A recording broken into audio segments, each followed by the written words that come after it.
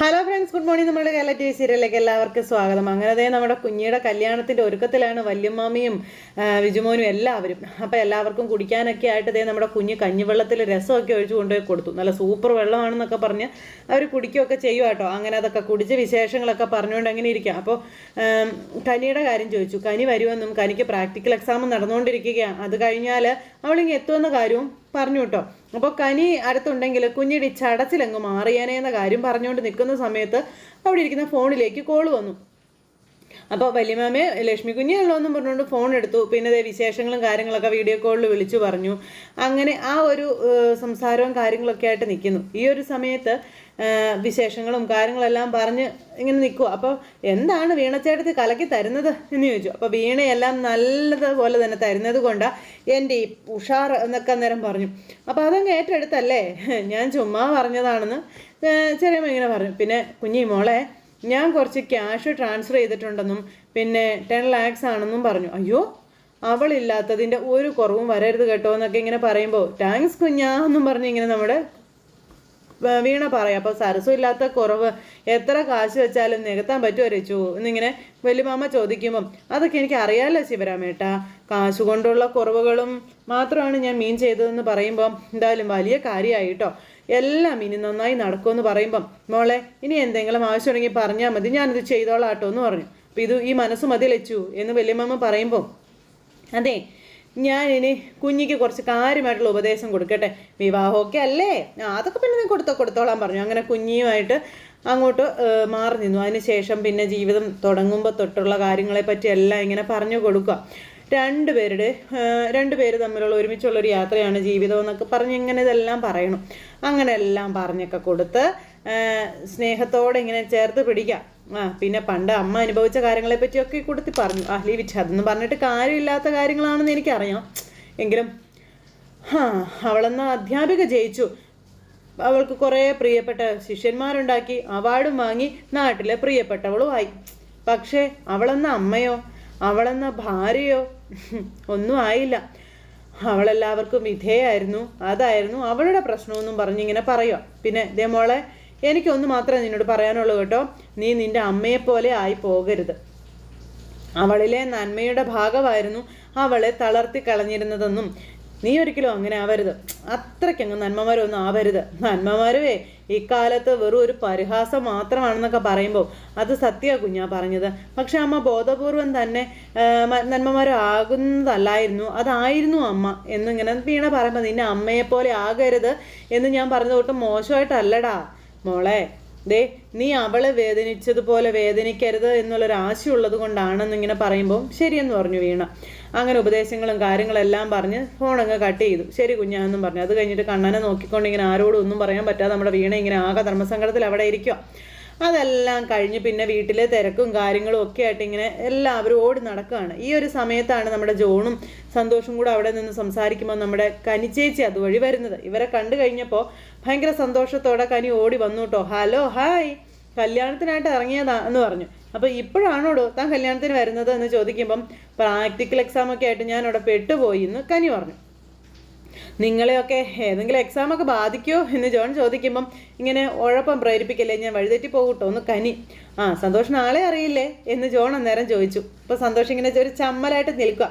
അപ്പോൾ അത്ര നല്ല അറിവുള്ള ഒരാളല്ലാത്തത് കൊണ്ടാണ് ചേട്ടൻ ഇങ്ങനെ മിണ്ടാതെ നിൽക്കുന്നതെന്ന് കനി അന്നേരം പറഞ്ഞു. അതെന്താ വീണ പറഞ്ഞിട്ട് ഈ ചേട്ടനെ ഞാൻ ചെറുതായിട്ടൊന്ന് വെരട്ടിയായിരുന്നു എന്ന കാര്യം പറയാം. പിന്നെ പുള്ളി ബ്രദറിൻലോ ആയിട്ട് വരുമെന്നൊക്കെയാണ് ഞാൻ കരുതിയോ?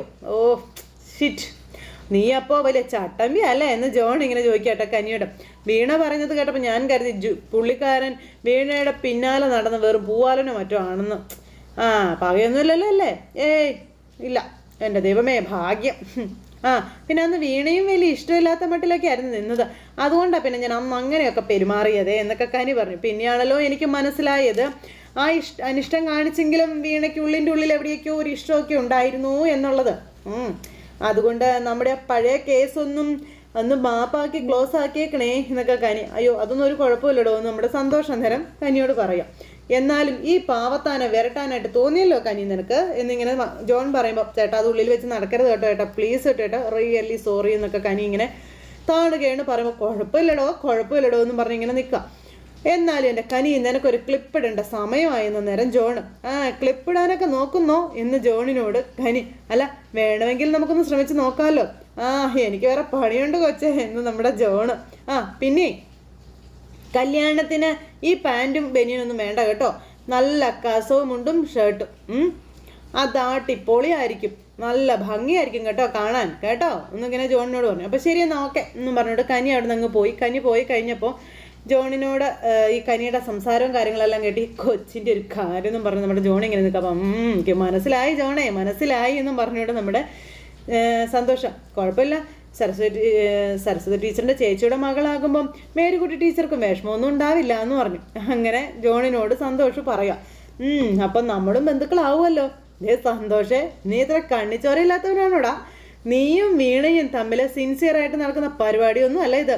ഇതൊക്കെ ക്രഷിൻ്റെ ആൾക്കാരാണെന്നും നമ്മളൊക്കെ ഈ സൈറ്റിൽ കിടന്ന് മറിയും, ഇവള് ബുള്ളറ്റിലും കിടന്ന് മറിയും, ഒരു വ്യത്യാസം ഉണ്ടെന്ന് പറഞ്ഞു. എനിക്ക് അങ്ങനെയൊന്നും അല്ല കേട്ടോ തോന്നിയതെന്ന് പറയുമ്പോൾ പിന്നെന്താ തോന്നിയത്? അല്ല ഇക്കാര്യത്തിൽ നിന്നെക്കാലം അനുഭവസ്ഥനാണല്ലോ ഞാൻ, കാത്തിരുന്ന് കാണാം എന്ന് നമ്മുടെ സന്തോഷ ജോണിനോട് പറഞ്ഞു. അങ്ങനെ അവർ രണ്ടുപേരും സംസാരിച്ചുകൊണ്ട് ഇങ്ങനെ ഇരിക്കുന്നു. ഇത് കഴിഞ്ഞതിന് ശേഷം പിന്നെ ദേ നമ്മുടെ തനിക്കുഞ്ഞൻ അങ്ങോട്ടേക്ക് വരുന്നു. കുട്ടികൾ ഓടിച്ചെന്ന് തനിക്കുഞ്ഞാന്ന് പറഞ്ഞ് ഓടിച്ചെന്ന് കെട്ടിപ്പിടിക്കുന്നു.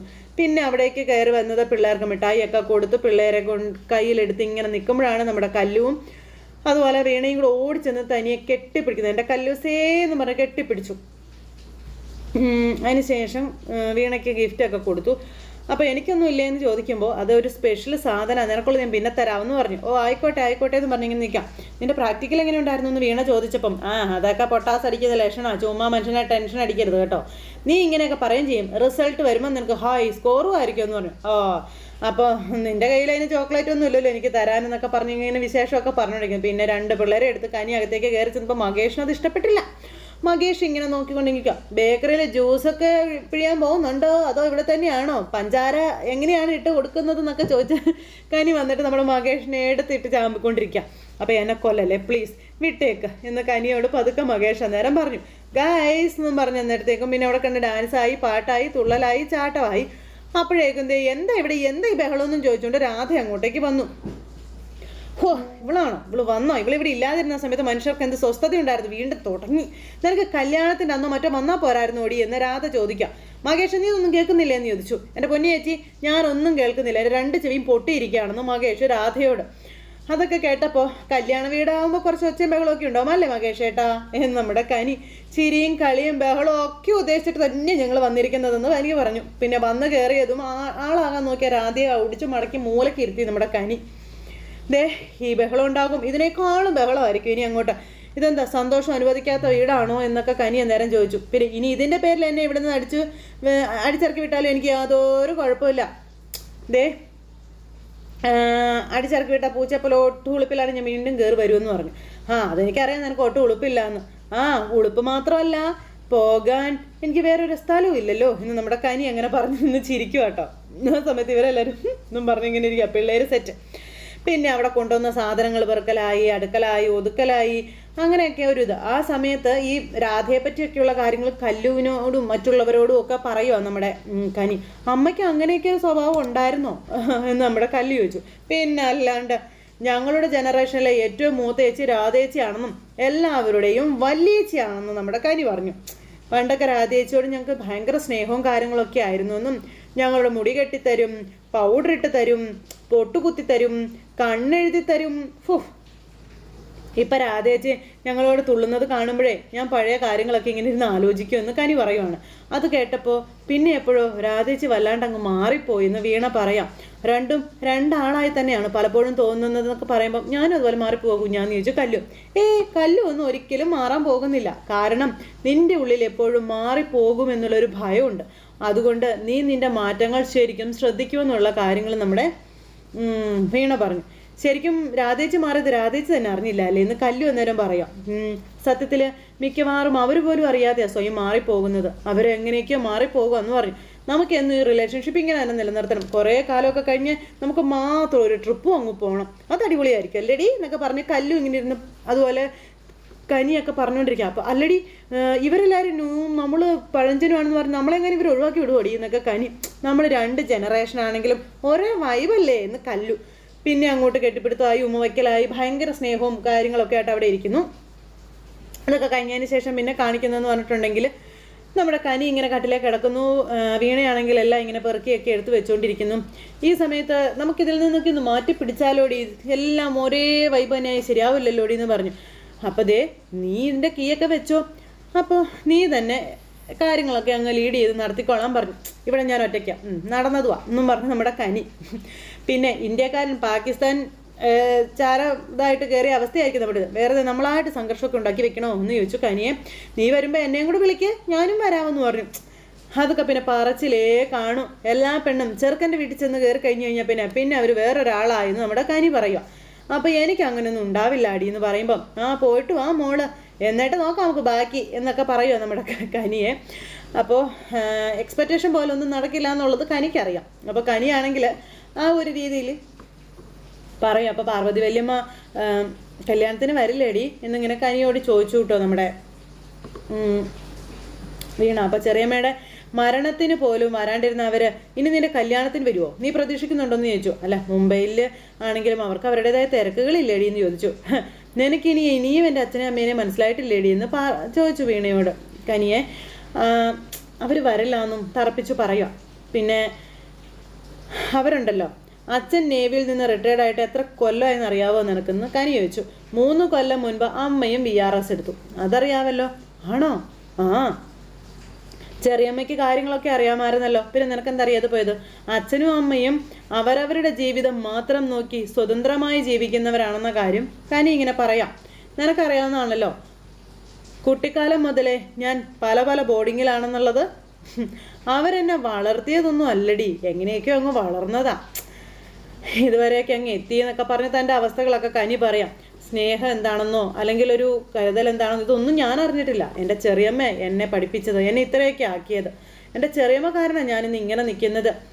ഒട്ടും ബോധേടല്ലാത്ത 2 മനുഷ്യരുടെ മകൾ വല്ലാണ്ട് റൂട്ടഡായതും ഈ കേരളവും അല്ലാണ്ട് അറ്റാച്ച്ഡ് ആയതും ഒക്കെ ചെറിയമ്മ കാരണം അടിയെന്നൊക്കെയുള്ള കാര്യങ്ങൾ കനി ഇങ്ങനെ ഇവിടെ ഇരുന്ന് സങ്കടത്തോടെ പറഞ്ഞു. നിനക്കറിയാവുന്നതാണല്ലോ ഞാൻ എന്തായാലും ഈ എൻജിനീയറിംഗ് കോളേജിൽ വന്ന് ചേർന്നിരിക്കുന്നതെന്ന്. അപ്പം നിൻ്റെ ഒരു കൂൾ ആറ്റിറ്റ്യൂഡൊക്കെ കണ്ടപ്പോൾ ഇത്രയ്ക്കൊന്നും ഞാൻ കരുതിയില്ലാടി എന്ന് നമ്മുടെ വീണ അന്നേരം കനിയോട് പറഞ്ഞു. അങ്ങനെ കനി വന്ന് സങ്കടത്തോടെ പറയുന്നതൊക്കെ കേട്ടപ്പോൾ വീണയ്ക്കും സങ്കടമായി. എനിക്ക് ഇമാതിരി കാര്യങ്ങളൊക്കെ പറഞ്ഞ് ചളിയാവാനൊന്നും താല്പര്യമില്ല, അതൊട്ടും ഇഷ്ടമുള്ള കാര്യമല്ല. പിന്നെ നീ ചോദിച്ചപ്പോൾ ഞാൻ പറഞ്ഞതേ ഉള്ളൂ. ഞങ്ങളുടെ കുടുംബത്തിൽ എൻ്റേതായ ഈ ബുദ്ധിമുട്ടുകൾ കാര്യങ്ങളൊന്നും ആർക്കും അറിയില്ല. ഞാൻ ആരോടും പറയാനും പോയിട്ടില്ല. ഞാൻ ഇത്രയ്ക്ക് സങ്കടം അനുഭവിക്കുന്നുണ്ടെന്ന് ആരോട് എന്തിനാ പറയുന്നത്, പറയേണ്ട കാര്യമില്ലല്ലോ എന്നൊക്കെ ഇങ്ങനെ നമ്മുടെ കനി പറയും കേട്ടോ. അവർ 2 പേരും സെപ്പറേറ്റഡ് ആണെന്നുള്ളതും ആർക്കും അറിയില്ല എന്ന് പറഞ്ഞു. സൗഹൃദപരമായി വേർപിരിഞ്ഞവരാണ് അവരെന്നൊക്കെ പറഞ്ഞ് നടക്കുകയാണ് അവർ. 2 ആളും 2 ഫ്ലാറ്റിലാടി താമസിക്കുന്നത്. പിന്നെ പരസ്പരം ജീവിതങ്ങളിലൊന്നും ഇടപെടാതെ സ്വതന്ത്രമായിട്ടുള്ള ഒരു ജീവിതത്തിലുള്ളവർ. അവിടെ എനിക്കെന്താണ് പ്രസക്തി, പെട്ടുപോയത് ഞാനല്ലേടി എന്ന് കനി ചോദിച്ചു. അങ്ങനെ ഇതൊക്കെ പറഞ്ഞ് കനി നിന്ന് കരയുക. അങ്ങനെ കരയുന്ന കനിയെ വീണ നെഞ്ചോട് ചേർത്ത് പിടിച്ച് സമാധാനിപ്പിക്കുക കേട്ടോ. അമ്മയ്ക്ക് അമ്മയുടെ കാര്യങ്ങൾ മാത്രമേ ഉള്ളൂ, പിന്നെയും എൻ്റെ കാര്യങ്ങൾ വല്ലപ്പോഴും അന്വേഷിക്കുന്നത് അച്ഛൻ മാത്രമേ ഉള്ളൂ. അമ്മയ്ക്ക് ഫ്രണ്ട്സിൻ്റെ ഒരു ഗ്യാങ് തന്നെ ഉണ്ടേ, ഏകദേശം ഇതേ ഒരു തോൾ പോസ്റ്റർ കാര്യങ്ങളൊക്കെയുള്ള ആൾക്കാർ തന്നെയാണ്. അവരാണെങ്കിൽ പരമാവധി സ്വാതന്ത്ര്യം ആഘോഷിക്കുന്നവർ, ലോകം കറങ്ങുന്നവർ. കറങ്ങട്ടെ അല്ലേ, അവരെത്ര വേണേലും കറങ്ങട്ടെ അല്ലേ, അവർ കറങ്ങട്ടേടി, നീ സങ്കടപ്പെടുന്ന എന്തിനാണെന്ന് വീണ ചോദിച്ചു.